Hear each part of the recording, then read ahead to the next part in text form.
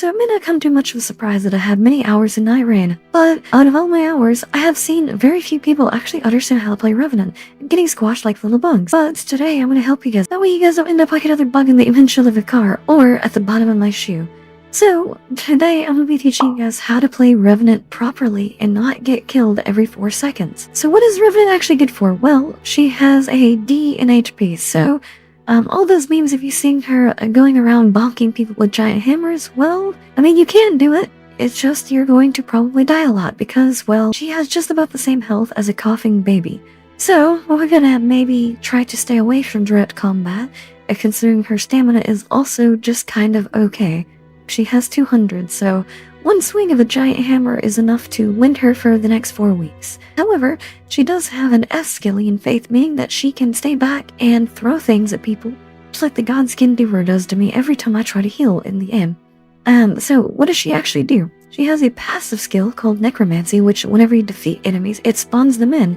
That way you could have your own little army of evil skeletons that you can throw at people, just like every FromSoft boss does to you. On top of this, you can also summon a spirit to help you, which you have one of 3 different types of ghost, but they're on a timer once their health goes down and they die. Basically, you can respawn them every time you get too far away because they will not follow you properly if you get too fast, so you will have to respawn them. So make sure that you do this every time you go to a new boss. Also, they can revive teammates, so they're pretty useful for that. So, who are the summons that you can spawn? Well, you can summon Helen. She's basically your own little dexterity spamming little gremlin. She can sit there and thrust very fast with her rapier, and yeah, she basically just plays like it's Dark Souls 2, where you sit there and poke everything as fast as you possibly can, which whenever you use your ult, we buffs her and she does a multi-thrust ability. Frederick is very similar to the Pumpkinhead enemies. He's kind of a medium summon. He's good for dealing with groups and dealing high amounts of damage. He's also one of my favorite ones for bosses.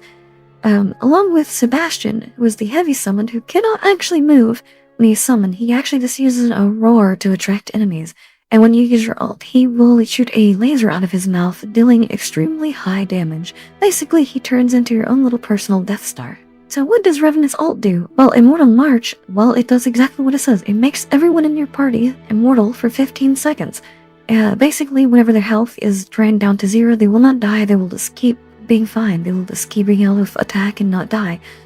On top of this, it will instantly revive any teammates, and I'm pretty sure that whenever you use your ult, as long as you walk near a teammate who's down, it will also revive them too, because it will spread to them. It also will buff all the summons that you have as well. The Remembrance Relics can also be used to make this more powerful. Remember, it is a good idea to buy all the chalices from the Small Jar Bazaar because, well, you need to have those chalices so you can spam as many relics as you possibly can that are really overpowered and broken. I want to focus on relics that focus on HP because it'll be like the side panel on my PC and shatter at the slightest gust of wind.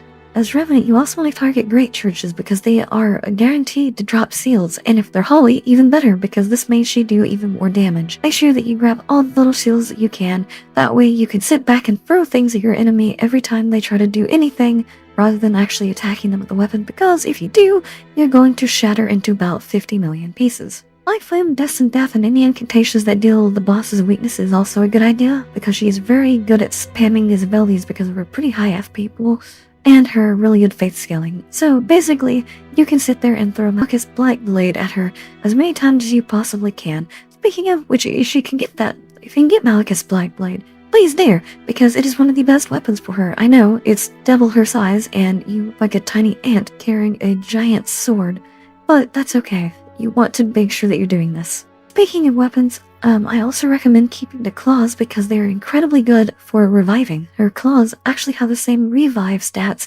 as a Ultra Greatsword, so make sure that you're using those little claws and being an ankle butter instead of carrying around a giant sword to revive people, because it'll let you move a little bit faster, and the claws you have for the very start of the game, so they're pretty broken, honestly. As for buffs, you want to have ones that buff attack power, damage negation, less likely to be targeted, and more health.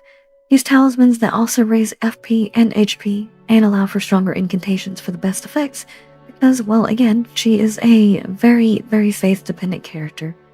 Anyways, hopefully this guide will help you guys learn to play Revenant just a little bit better so that way I don't see as many of you guys getting one-shot across the map by a boss that decided to target you.